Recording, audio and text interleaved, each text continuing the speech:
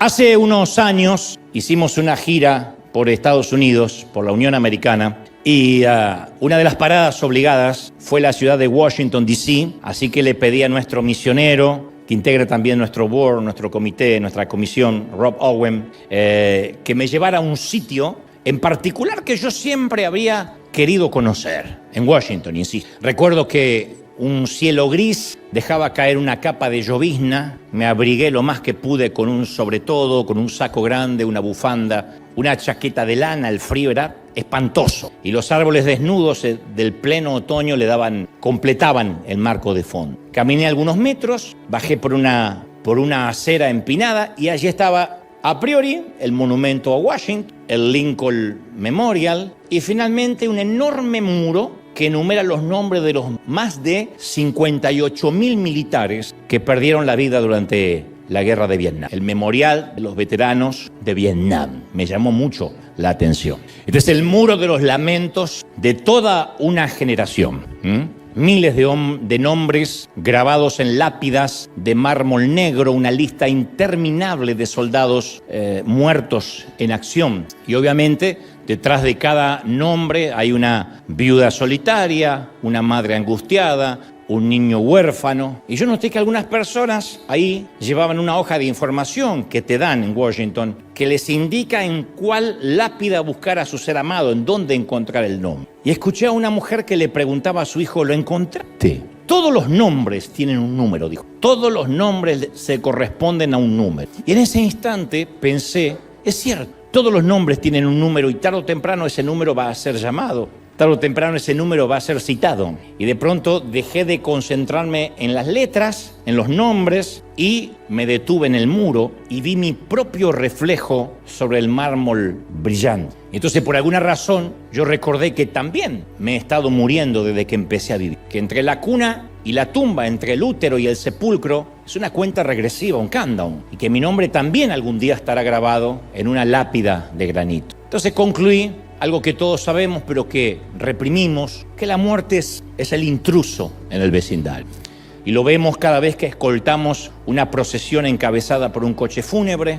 Está en la sala de espera cuando el médico sale a dar el parte de las 7 de la tarde detrás de esa puerta doble de la unidad de cuidados intensivos. Está ahí cerca y más sórdido cuando contemplamos las fotos de gente que se está muriendo de hambre y que tiene el estómago hinchado. Está también ahí a pocos metros nuestro cuando aminoramos la marcha del automóvil y en el peor de los casos pasamos y vemos el metal arrugado y los cadáveres cubiertos de sábanas en medio de la ruta del freeway. Y nos parece tan obscena la muerte, tan obscena, que nos negamos a creer que también nosotros tenemos un número y que nos va a tocar irnos. No estamos en el muro de los veteranos de Vietnam, pero estamos escritos en cierto lugar donde nos corresponde un número. Pero nosotros acomodamos nuestra vida en torno a ignorar, evitar o reprimir el hecho más irrefutable del mundo, que todos indefectiblemente vamos a morir. Cuando era pequeño yo me acuerdo que mi madre me leyó la parábola titulada La muerte o Muerte en Teherán. Muerte en Teherán es un cuento corto que dice que un sirviente corre hacia su adinerado amo gritando que acaba de toparse con la muerte, la cual lo había amenazado. Entonces le suplica a su amo que le dé un caballo muy veloz a fin de que pueda escaparse a Teherán, que era un sitio lejano. Y el amo accede. Y más tarde el amo se encuentra con la muerte y le pregunta, ¿por qué has osado amenazar a mi sirviente? Y la muerte le dice, yo no lo amenacé, solo me sorprendí al encontrarlo aquí, cuando en realidad tenemos una cita esta tarde en Teherán. Entonces, es imposible eludir a la cita. Y el escritor a los Hebreos, en el capítulo 9, 27, dice, y de la manera que está establecido para los hombres que mueran una sola vez y después de esto el juicio. Y yo creo que a la mayoría nos gustaría hacer ciertos cambios o edición en ese versículo. Bastaría con cambiar alguna de las palabras y decir, bueno, la muerte es para algunos de los hombres o para casi todos, o todo el que deja de comer bien y de tomar vitaminas, ese es el que debe morir. Pero el que hace ejercicio no va a morir, pero esas no son las palabras de Dios. En su plan, todos debemos morir. Aún los que comen alimentos orgánicos, gluten free, y se toman las vitaminas y salen a trotar todas las mañanas. Ahora, el ejercicio, convengamos, puede darnos unos latidos más. La medicina puede concedernos algunos respiros extra. Una vida libre de suegras puede alargar la salud, está corroborado. Pero todos tenemos un número y eventualmente seremos llamados. Y esta aversión a la muerte data de siglos atrás. Ayer leía que Roma ordenaba que ningún cuerpo fuera enterrado o cremado dentro de la ciudad. Por eso la crucifixión se hizo puertas afuera de la ciudad. Por eso que cuando uno va a Israel, lo que se cree por el catolicismo que es la tumba de Jesús dentro de intramuros, dentro de los muros de Jerusalén, no puede ser cierto, y se cree que la tumba verdadera es la de que está fuera de la ciudad, extramuros, que es el jardín de José de Arimatea. Se cree esto puesto que la ley era que los muertos no podían convivir con los vivos, se los consideraba con pavor. En realidad hasta tenían una ciudad de los muertos llamado la necrópolis. Y en la necrópolis estaban los muertos, los cadáveres, porque el terror y el temor separaba, insisto,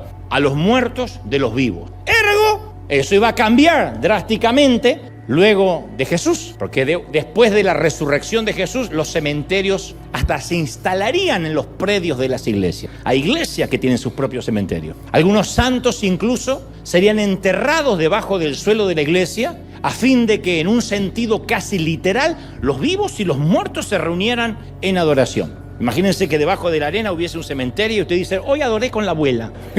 Suena macabro, pero esto es lo que se hacía. Los muertos dejaron de asustar a los vivos y los dos grupos coexistieron en los mismos sitios. Ahora, ¿por qué las personas pasaron tan rápidamente de la antigua repugnancia a esta nueva familiaridad con la muerte? Debido, insisto, a la resurrección de Jesús. Pero por alguna razón, incluso nosotros los cristianos lo olvidamos. Con el tiempo se nos hace la mente frágil y volvemos a sentir otra vez aquella repugnancia y miedo y temor e incertidumbre por la muerte. Y nos oponemos a la muerte con una obstinada resistencia. A mí lo que más me sorprendió durante la reciente pandemia era el estupor, incluso de algunos cristianos, de tener que enfrentar la muerte. Me sorprendió recibir cartas y notas en las redes diciendo que los cristianos sabían cómo empoderarse, cómo proclamar, cómo decretar bendiciones, pero al igual que un ateo se desesperaban ante la muerte y preguntaban cómo es posible que este virus le cueste la vida a un pastor, por ejemplo. ¿Por qué será que este virus se está llevando también a la gente buena? Esas eran las preguntas de cristianos, como si la muerte solo se pudiera llevar a los malos. Entonces, por años dijimos, para el cristiano la muerte es simplemente un cambio de domicilio. Se dice mucho en los funerales, es un cambio de domicilio. Bueno, pero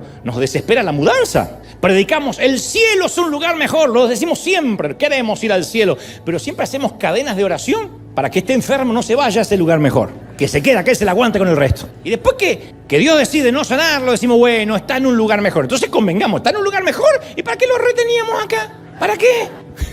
Yo digo en la conferencia presidente, cuando hablo de la muerte, que uno dice esas frases hechas siempre en un funeral, decimos, se lo ve tan en paz, que te dan ganas de decir, ¿dónde viste un muerto nervioso? Se nos adelantó, dice la suegra, vaya suegra, alcáncelo, por ahí No sea bruto, yerno, lo que quiero decir es que la semana pasada hablé con él. ¿Y dónde está el milagro? Preocúpese si habla con él la semana que viene. La cosa es que cuando nos toca vestir el crespón negro de la muerte, no podemos caminar sin chocarnos contra el pétreo muro de la incredulidad. Y decimos, bueno, es que ahora descansa en paz. Eso es bueno, ahora descansa en paz. ¿Pero dónde descansa? ¿Y de qué forma? ¿Y de qué manera? Duerme. Y una vez allí, ¿qué ve? ¿Qué descubre? ¿Qué hace? Porque católico, protestante, judío, todos decimos, descansa en paz. En eso estamos de acuerdo. Pero ¿qué hace ahora que está teóricamente en el cielo? Bueno, mi congregación de la infancia decían, en el cielo vamos a tener culto las 24 horas. Y el tema es que nuestros cultos eran tan aburridos que algunos considerábamos el infierno. Porque decíamos, 24 horas de esto, apenas me aguanto 2 horas cambiando de nalga así. Imagínate, 24 horas sin parar. ¿Quién en tu vida te dijeron, ahora descansa en paz? Y cuando la respiración de tu cónyuge se detuvo, cuando el corazón palpitante del bebé en tu vientre paró, cuando el sonido del monitor de tu abuela se convirtió en un tono monocorde, ¿qué pasó por tu cabeza en ese momento. ¿Y qué nos va a pasar a nosotros? Es una pregunta que nos hacemos cuando uno se encuentra con ese aliento fétido de la muerte. Nuestros pulmones también se van a vaciar, la sangre se va a detener. ¿Y qué seremos después de morir? Y bueno, las respuestas varían. Algunos dicen, no vamos a hacer nada, solo comida para gusanos. A quien le pongan un traje caro, muera con un traje italiano, comida cara para gusanos. Otros afirman que seremos fantasmas, espectros, que estaremos dando vuelta, tratando de comunicarnos, a menos que alguien sepa manejar una tabla Ouija o practique el espiritismo. O seremos ranas, dicen algunos. Vacas, cucarachas, caracoles, coyotes. No el que pasa, el coyote del animalito, ternura, el animalito. Lo que sea en que nos reencarnemos. Conozco a una suegra, no se rían, es verdad, que su sueño era reencarnarse en una culebra y le dijeron, no se vale repetir. No, es chiste. No, que después se me enojan, es chiste. Son buenas, pero si fueran buenas, Dios tendría una, pero es chiste.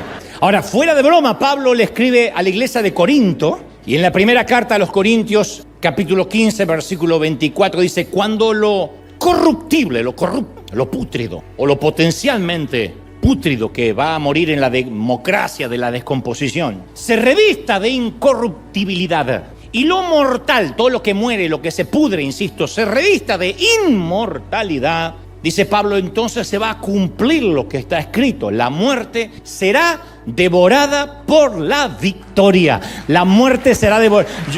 Yo viviría con esa frase. La muerte será devorada por la victoria. Dicho esto, si alguna vez quisiéramos hacer un tutorial en internet, en YouTube, de cuál es el protocolo de cómo comportarnos en un funeral, porque hay gente que no se sabe comportar en un funeral, porque se le da por hacer chistes, de los nervios se empiezan a reír, aunque estén muy doloridos. Otros no saben qué decir, otros no saben si quedarse callados, si hablar. Otros parece que no van a un funeral porque tienen tantos votos que llegan y dicen, lo siento. Entonces, si quisiéramos hacer un tutorial de cómo comportarnos en un funeral, deberíamos obviar, ignorar a Jesucristo, porque Jesús era experto en arruinar funerales. Quizás la razón sea porque un guardavidas no puede quedarse sentado en la playa cuando ve que alguien se está ahogando. Actúa por lo que se llama de oficio, por instinto. Hay cosas que uno hace por instinto. Un maestro no puede resistirse a corregir cuando un alumno escribe con horrores de ortografía, porque por instinto, por oficio tiene que actuar.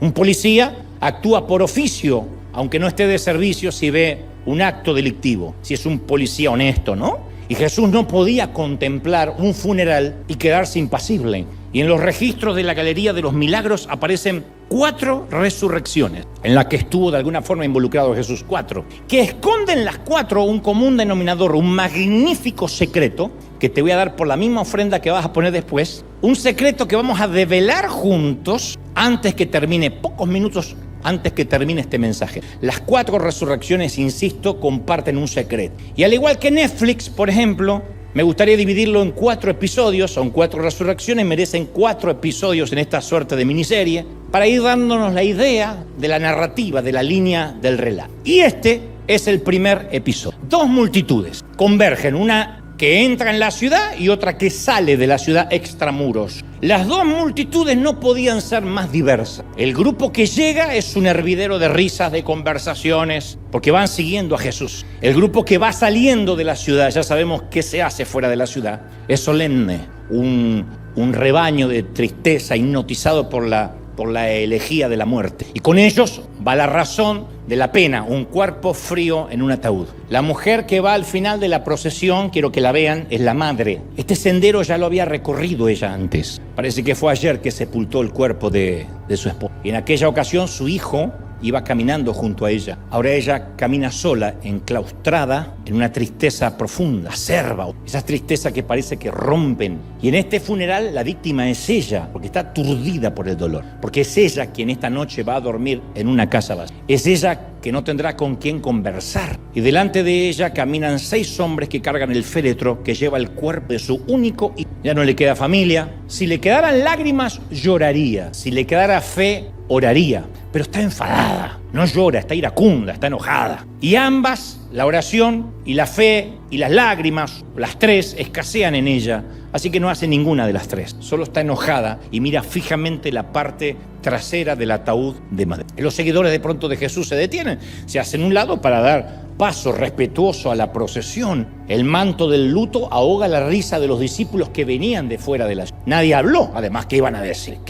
Todos sienten la misma desesperanza que sentimos los que asistimos a un funeral, que algún día nuestro número también será llamado. Todos pensamos eso cuando bajamos un ataúd a la tierra, tiramos un puñado de tierra, lo que sea. Pensamos, sabes, algún día me va a tocar. Tenemos esa conciencia de la muerte cuando asistimos al memorial de alguien. Así que lo único que les quedaba a los discípulos era ver pasar a los dolientes. Repentinamente los portadores del sarcófago se detienen porque Jesús se paró justo impidiendo el paso frente al féretro. Y la mujer que va atrás no lo conoce porque además el tipo este ni estuvo en el funeral. Pero antes que ella pueda objetar algo, él le dice, mujer, no llores, que no llore. ¿Quién es este tipo para decirme que no llore? Piensa ella. ¿Cómo que no llore? Y la descripción que da Lucas 7:14 de lo que ocurrió a continuación es cautivante. Porque dice, y acercándose Jesús tocó el féretro. Y los que lo llevaban inmediatamente se detuvieron como un acto reflejo.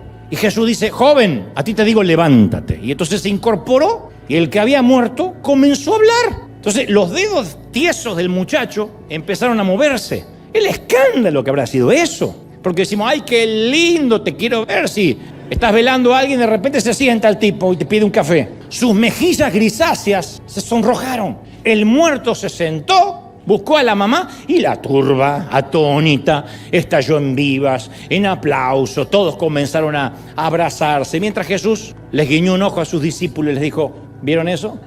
No hay nada que temer. Este es el segundo episodio. Hasta ahí el primero, cortito. Esta vez es un padre y también un importante líder religioso, un predicador. Y el hombre contempla la fotografía que está colocada sobre la mesita de caoba que está detrás de su escritorio y con los ojos humedecidos echa una mirada a su hijita de 12 años retratada en la foto. Frenillos en los dientes, aparatos, colitas rizadas, pecas. Él había levantado un muro de protección alrededor de su niña, al cabo es su única. Tal vez sea por eso que sus últimos días fueron tan difíciles para el caballero, porque ese muro se había derrumbado hace apenas una semana. Resulta que la niña regresó de la escuela con algo de fiebre, irritación, y la mamá la mandó a la cama pensando que era una gripe común, algo de flu, pero la mañana siguiente, al ver que toda la noche la fiebre no bajó, la tuvieron que llevar a la sala de emergencias y ya no salió. Y los galenos, los doctores estaban pasmados porque no daban con la patología, no sabían qué era lo que pasaba. Aparentemente se trataba de un virus autoinmune que iba creciendo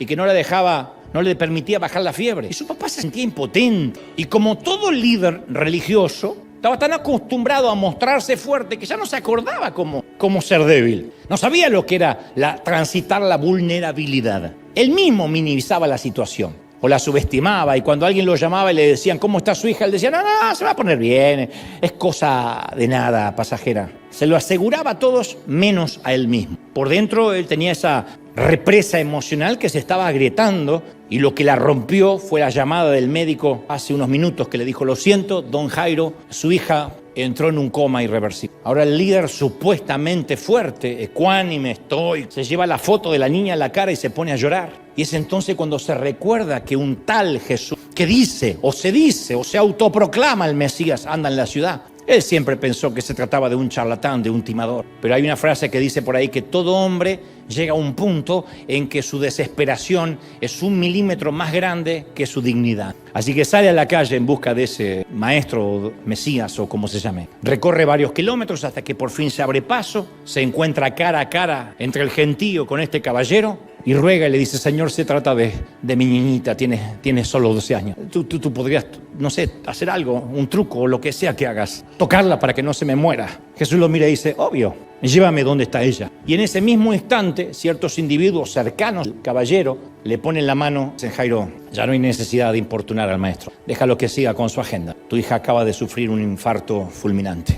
Ahora tu hija ya no sufre, tu hija descansa. Y Y ahí es cuando Jesús, sin perder la calma, le dice a Jairo, no tengas miedo, solo confía en mí. El hombre no entiende por qué le dice a Jesús que no tenga miedo. Acaba de escuchar que su hija ahora descansa en paz, se murió. La cosa es que finalmente Jesús llega a la sala de emergencias, que en ese momento era un verdadero caos. La esposa de Jairo está sentada ahí en una silla, pálida, sin habla. Y Jesús vuelve a preguntar eso que hoy sería una preguntonta, una pregunta desubicada. Dice, ¿por qué llora? Pero no lo hace irónicamente, no lo hace para provocarlos. De verdad está asombrado y dice, ¿por qué llora? Y luego añade, la niña no está muerta, solo está dormida. Eso enoja mucho más a sus parientes. Creo que la esposa de Jairo piensa algo como que quiten a ese payaso de acá, es lo último que necesita. No obstante, Jesús hace salir de la habitación a todo mundo, excepto a Pedro, Santiago, Juan, 3 de sus muchachos de su círculo más íntimo y los padres de la niña. Así que ahí están los 6, la niña estaba inmóvil, fría, con un color ceniciento. Jesús toma su pequeña manito y le dice, pequeña, ya, hora de despertar. La nenita abre los ojos, salta de la cama. Los padres comienzan a llorar, a reír, porque no podían creer lo que estaba viendo. La niña dice, tengo hambre. Jesús le dice a Jairo, posiblemente sí, la niña tenga hambre. Consíganle una buena hamburguesa con carne argentina y si son pobres, aunque sea una pupusa. Pero luego voltea hacia sus discípulos, les guiña un ojo y les vuelve a decir lo mismo que le dijo cuando resucitó al muchacho hijo de la viuda. ¿Vieron eso? No hay nada que temer. Este es el tercer episodio de la saga. Esta vez vemos a una amiga personal de Jesús, se llama Marta. Ella había esperado que Jesús apareciera para sanar a Lázaro, su hermano, y además amigo de Jesús. Luego había tenido esperanza de que apareciera a tiempo, al menos para enterrar a Lázaro, para presentar respetos, ni lo uno ni lo otro. Para cuando llegó Jesús a Betania, Lázaro llevaba 4 días muerto, y Marta se preguntaba, ¿qué clase de amigo? Y cuando finalmente Jesús llega, ella lo confronta y le dice esas palabras, Señor, si hubieses estado aquí, mi hermano, tu amigo, no habría muerto. El reclamo de la dama era cierto. Jesús nunca apareció, ni para ayudar, ni para sanar, ni para enterrar, y que conste que estaba notificado. Y ahora, 4 días después, por fin llega muy fresco. El funeral terminó, el sepulcro está sellado. Y las palabras de Marta tienen eco hasta el día de hoy. Todos hemos dicho algo similar. Cuando nos dicen descansa en paz, ya no sufre. Dios, si hubiera sobrado mi esposo, habría sobrevivido. Yo no andaría deambulando sola por la casa. Si habrías intervenido, ese bebé estaría con vida. Si habrías oído mi súplica, mis brazos hoy no estarían vacíos. Lo cierto es que cuando nos encontramos con la muerte, nuestra definición de Dios es desafiada y nuestra fe es puesta a prueba. Entonces solemos creer que la muerte como que ya no es jurisdicción de Dios. Como que Dios puede hacer todo hasta la muerte. Después ya, y bueno, resignación, ya Dios no pudo hacer nada. Como cuando salen los médicos y dicen, lo siento, lo perdimos. Decimos, bueno, es que Dios puede hacerle milagros mientras respire. Después ya no es jurisdicción de Dios. Y ahí es cuando Jesús llora, pero de frustración. No llora por el muerto, llora por los vivos. No llora por el que está detrás de la piedra, que sabe lo que va a hacer ahora, sino por aquellos que viven, pero están muertos. Llora por aquellos que, aunque libres, están presos y encarcelados por un ridículo temor a la muerte. Entonces, ¿qué tiene que hacer él para convencer? ¿No le había demostrado ya a todos con el hijo de la viuda de Naín que se toparon de casualidad? Ni siquiera la mujer pidió ayuda y lo hizo resucitar. ¿No había sido suficiente prueba la hija de Jairo, que ya estaba muerta, y le dijo, levántate, hora de despertarse? Y por favor entendamos esto, Jesús no estaba haciéndole un favor a los muertos que resucitaba. Eso de que alguien llega al cielo y pide una segunda oportunidad para volver ocurre en Hollywood. Eso de que el cielo puede esperar es simplemente un invento de las películas. Nadie que llega allá quiere volver, nadie. Alguien dijo, ay, ¿en serio? Sí, no quieres volver. Y menos con todo lo que quedaste debiendo, no quieres volver. Ahora, Jesús los traía de regreso solo para demostrarle a los vivos que la muerte había empezado a ser devorada por la victoria. ¿Alguien lo cree, sí o no? Ahora, bueno, estamos en el tercer episodio. Conducen a Jesús hasta la tumba de Lázaro, donde había sido enterrado su amigo, en una cueva, una piedra colocada sobre la entrada, como se estilaba. Sobre la piedra ya se había tejido una telaraña del fin. La orden fue suave de Jesús, pero firme. Dijo, quiten la piedra. En otras palabras, o en palabras más sencillas, quiten la piedra para que puedan ver a Dios. Las piedras nunca fueron obstáculos para Dios. No lo fueron en Betania hace 2025 años y no lo fueron tampoco en Europa hace 100. Estaba leyendo que en Europa hace 100 años, hace un siglo, había una condesa, la condesa de Hannover, una alemana famosa por su ateísmo y su convicción de que nadie puede hallar vida en un sepulcro. Ella tenía grandes debates públicos con cristianos. Entonces, antes de morir, esta condesa dejó instrucciones específicas que su tumba fuera sellada con una plancha de granito. Pidió que alrededor de su tumba se colocaran bloques de piedra y que las esquinas de bloques fueran aseguradas con pesadas prensas de hierro. O sea, la tipa no quería salir más.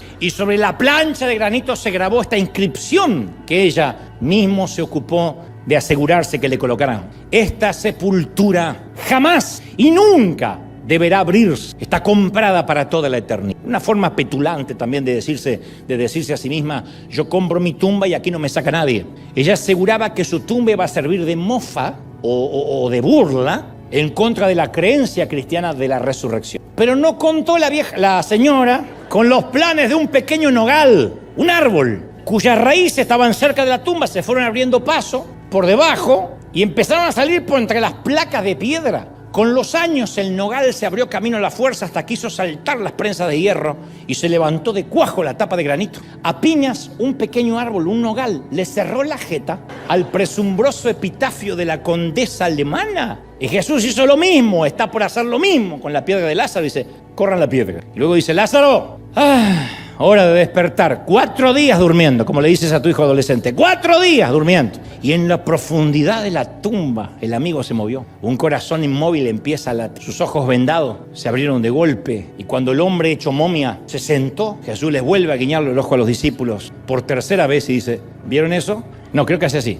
No hay nada que temer. Y finalmente este es el 4º episodio, el final. Esta vez la protagonista se llama María Magdalena y antes de conocer a Jesús tenía 7 demonios. Era prisionera al menos de 7 enfermedades. No sé qué incluían, si depresión, bipolaridad, quién sabe qué cosa. Pero un día Jesús entró en su mundo. Así que él solo dio la orden y los demonios huyeron, 7. Y ahora ella, que lo había seguido durante todo su ministerio, gran parte de él, ahora fue testigo presencial de la crucifixión. El viernes, María Magdalena vio a Jesús morir. Y cuando llega el domingo, un día como hoy, relata Juan capítulo 20, versículo 1, que muy de mañana, cuando todavía estaba oscuro, María Magdalena fue al sepulcro. El único propósito de esta dama era limpiar la barba de Jesús de los coágulos de sangre restantes y quizás decirle un último adiós. No iba a buscar un milagro. Y en la bruma de la madrugada se levanta de su estera, toma sus aromas, sus aloes y sale de la casa. Ella prevé una tarea macabra, porque el cuerpo ya va a estar hinchado, el rostro estará muy pálido, el líquido cadavérico va a hacer que apeste. Así que a medida que ella recorre el angosto sendero, el cielo gris se va volviendo dorado porque está amaneciendo. Y cuando ella vira la última curva, lo estamos viendo en el 4º episodio, se queda boquiabierta porque la piedra que estaba tapando la entrada de la tumba había sido empujada y piensa, por acto reflejo: ¡se robaron el cuerpo de mi Jesús! María Magdalena supuso que algunos saqueadores de tumbas habían profanado el cuerpo, así que regresó corriendo despavorida hasta que se topa con Pedro y con Juan. Le dice: muchachos, alguien se robó el cuerpo. Entonces Pedro y Juan tienden también por acto reflejo a correr hacia la tumba. Y apenas Juan entra a la tumba, ve que toda la evidencia tiene sentido. Ve el sudario, ve la túnica, la piedra corrida, y se acuerda todo lo que le dijo Jesús. Miró y creyó. Entonces la Pascua de Resurrección tenía ahora su primer celebrante. Pedro y Juan se apresuran a contarle a los demás. Y como esto es una miniserie, te dije, uno esperaría que el lente de la cámara los siguiera a ellos. Ellos acaban de ver eso y van a contarle a los demás. Es lo que haría cualquier línea narrativa, cualquier director. Después de todo, estos tipos son los escritores de las epístolas. Cobraron más que la mujer que hace de María Magdalena. Pero la cámara no los sigue a ellos, sino que se queda con la mujer. Juan relata: pero María se quedó afuera llorando junto al sepulcro. No nos dice qué pasó con los otros o qué pasó en el camino que fueron hablando. Y mientras que esta dama estaba allí y lloraba, se inclinó para mirar dentro del sepulcro y vio a 2 ángeles. Y pensó que eran 2 tipos cualquiera. Claro, recién estaba amaneciendo, las lágrimas no le dejaban ver con claridad. Y estos 2 estaban sentados, uno a la cabecera y el otro a los pies, donde había estado el cuerpo de Jesús. Y uno de estos, que se ve que aprendió del maestro, le dice: ¿y por qué lloras? Y la Biblia dice que primero a ella le ofende la pregunta, supongo. Quiero leer lo que no está escrito y creo que se siente ofendida. Como que ¿por qué lloro? Lloro porque mataron a Jesús y lloro porque se robaron el cuerpo. Pero dice que luego vio a Jesús que estaba allí, pero no supo que era Jesús. Estaba tan obnubilada, tan choqueada. Y Jesús le dice: mujer. Adivinen qué le dijo. Después dicen que yo repito: mujer, ¿por qué lloras? ¿A quién buscas? Ahora, Convengamos, es una pregunta poco común en un cementerio, pero irónicamente es la misma pregunta que vimos en los 3 episodios anteriores. No llores, mujer, ¿por qué lloras?, le dice la viuda de Naín. Le dice lo mismo a Marta, ¿por qué lloras? Le dice lo mismo a la mamá de la niña esposa de Jairo. No llores, mujer, la niña duerme, no está muerta, duerme. ¿Por qué lloras ante la simple muerte? Yo sé que suena a pregunta desconsiderada. No se la permitiríamos a ningún pastor, cura o rabino que entrara a un velorio y dijera, ¿por qué lloran? Aunque claro, nuestro fundador, el pastor Juan Carlos Ortiz, lo solía hacer. Él también era un arruinador de funerales. No me consta que resucitara a los muertos, pero siempre entraba y decía, ¡pero qué lindo que se murió! Y venía la viuda, ¡ay, pastor, qué alegría que ya se fue! Primero, dice Ortiz, primero porque ya está con el Señor y es lo que vivimos predicando. Y segundo, que no se lo decía, ya no la tiene que aguantar a la vieja esta. ¡Pero qué lindo! ¡Ya se fue!